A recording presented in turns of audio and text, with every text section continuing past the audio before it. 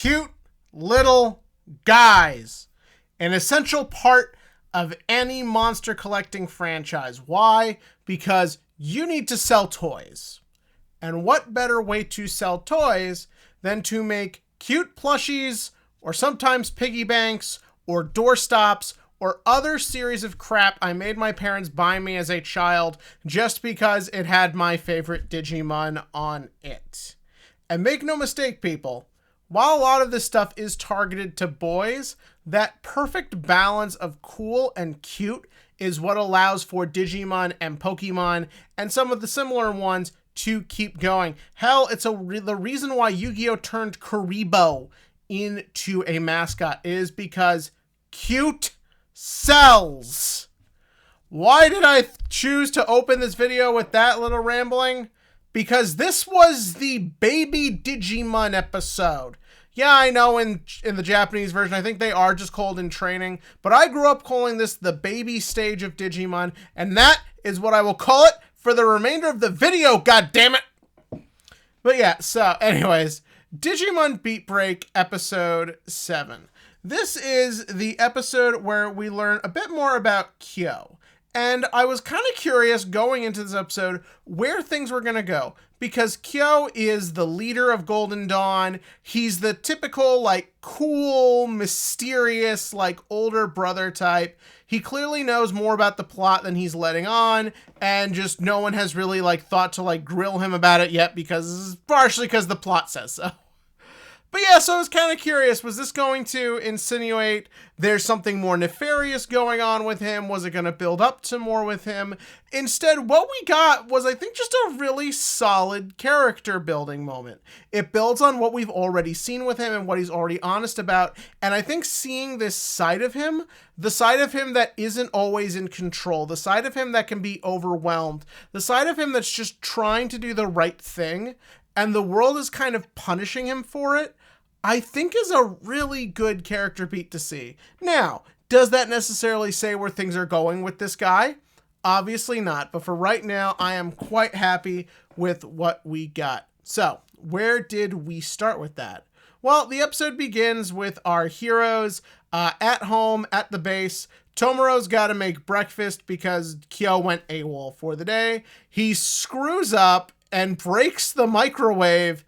And effectively, the inciting incident that sends our heroes off on their quest of the week is they gotta get the microwave fixed. That is such a comically normal thing to happen that it really just made me, like, smile. Like, the idea that these guys have just normal, dumb, goofy problems like the rest of us do. Like, fuck, we broke the microwave. Now we gotta get a good paying job to get the microwave fixed. I don't know, it just weirdly entertained me. So they go to where they get the jobs, where there is no job that they really want right now until one pops up that specifically they're not supposed to find out.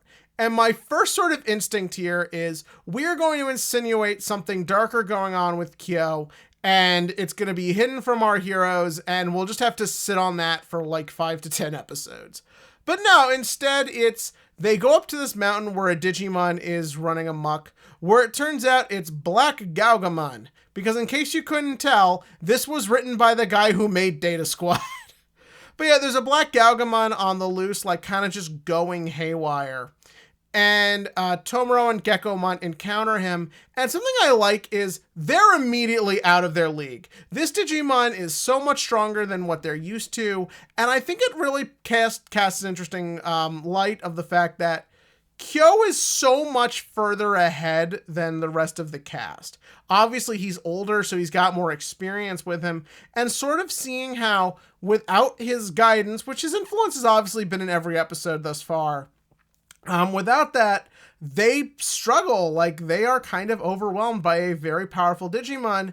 So I think it gives Kyo a level of importance that I think kind of like keeps him important throughout the episode. He's not just the dude telling them what to do this episode. There's reason for why he's here and why he kind of like has to be the linchpin for everybody. But yeah, so then while Tomoro's dealing with this Digimon, they go through a hologram projector that reveals a abandoned observatory that Kyo and the one older dude are using as basically a shelter for all the Digimon who are showing up in our world. And they've all, of course, been turned into the cute level baby Digimon, because we need these things to be likable and for you to be on their side, so they can't all just look like Doberman or something. Which, I mean, like, it's a very simple, very easy way to get across the thing that they're cute, they need protection, they need to be able to live and function. And I mean, like, there's a reason you see a cute little baby Digimon sort of feeding off of him like a baby. It is to convey this idea that they are innocent, they are helpless, and the conflict is coming from the fact that us and them just don't always mesh together. And I like the idea that that's kind of Kyo's thing. It's like they deserve to live, they deserve a home, and right now I have to provide that for them. But you run into the problem like what we saw last week. Digimon feed off E-Pulse. So therefore, he has to go there and basically like let them drain him and just be like close to death every week, every like 2 weeks, I think they said. Otherwise, they'll die. And right now, no one wants to help them. As far as society is concerned, Digimon are monsters that need to be destroyed. And right now, he is like one of the few people willing to protect them. This builds upon what we saw a couple episodes ago when it was time to beat that one Digimon and Tomura was ready to execute it, but Kyo's like, no, they deserve to live, they deserve to function. So to see that they actually wanted to do that and build up with that with this guy, I think is really solid writing, and it's a really solid direction to take things. The conflict of this series is growing organically. It's not just beat the Digimon of the week or eventually beat a bigger bad guy. It's how do we live with Digimon? How do we function with them? What's too much? What's not enough? And I thought that was just very well conveyed here. And again, making them like just insanely cute, I think really does add a lot to what you're trying to come across. But so then naturally a little bit of time goes by and the Black Galgamon shows up and he's about to attack, and they start showing some more like interesting things.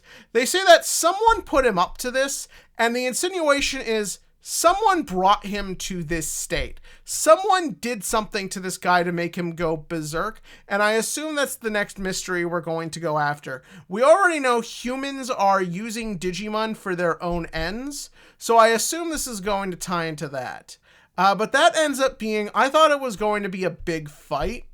But no, I like that it turned into Kyo knowing exactly what this guy needed. He needed E-Pulse. I like that the Black Galgamon knew and understood he was hurting people, and he didn't want to do that. He didn't want to be a monster, but he didn't know what to do, and he was literally willing to blow himself up to stop from hurting people and to stop being in pain. And I thought that was a really strong moment, and the way Kyo is able to comfort him and calm him down and get him to just de-digivolve and, again, turn back into a marketable cute baby, I thought was actually really strong and a really good character moment. And I love the way the episode ends with Tomura just making him some food and wanting to help any way he can. I think it's just a strong moment for them as a team. And I thought this was a really strong, nice episode that sets up a lot for where we're going, and I cannot wait to see more. But in the comments section below, give me your thoughts on this episode of Digimon Beat Break. Do you like the fact that we went with old baby Digimon? Or do you think it would have maybe been more fun if we had some real freaky, weird looking guys in there? Like, I think that's the ultimate test, is getting people to have to love and care about something that looks gross. Like, I brought up my love of Tentomon last week, and how Tentomon is a Digimon that at first glance looks like something you should be afraid of. Like, you shouldn't like this thing. But because they took the time to write him and make him fun and caring and likable, it endears you to him. Obviously, you can't necessarily do that with a giant crowd of Digimon, but I'm curious to see if you did include some weirder looking ones in there. Would this have been as effective? Tell me that in the comment section below. And as always, click to like, click to subscribe, and join me for more highly marketable toys, aka Digimon, going forward.